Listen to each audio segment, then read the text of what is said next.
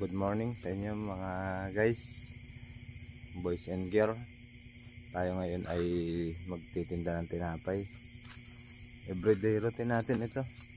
Tuwing alas 5 ng madaling araw, tayo ay kailangang mag-pick up.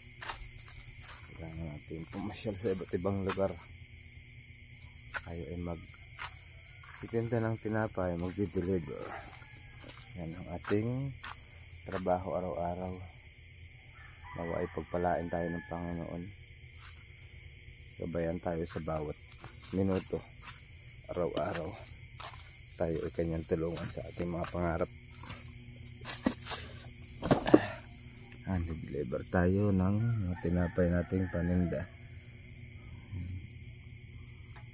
Guys, kailangan nating magsikap sa ating pamilya. Kailangan nating araw-araw yung may pagkakakitaan. Tayo muna ay i-deliver ng tindahan. Ito ang ating gawain araw-araw. Pagkatapos naman ito ay tayo naman ay gagawa, magluluto ng tinapay. Ito pa rin sa bakery. Alas 5 tayo maabante. May ilang minuto pa tayong pahinga. Suglit pa lang ito. Yan. Dami nating panindang tinapay. Meron pa sa unahan. Everyday morning tayo ay naglalako tuwing alas 5.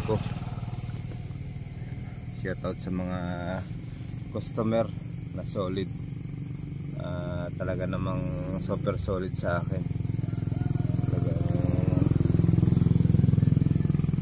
Sila nakuha sa iba kahit tayo maglalako ng tinapay, kahit tayo mag-deliver, tayo magtitinda, baka na sila nakuha.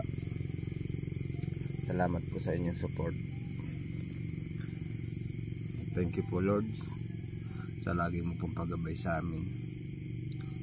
Nawa po ay patuloy mo kaming mahalin, ingatan, alagaan at iligtas mo po kami sa lahat ng mga kapamakan.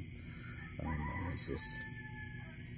Ayan lamang guys, tayo ay maabante na, i-deliver na tayo.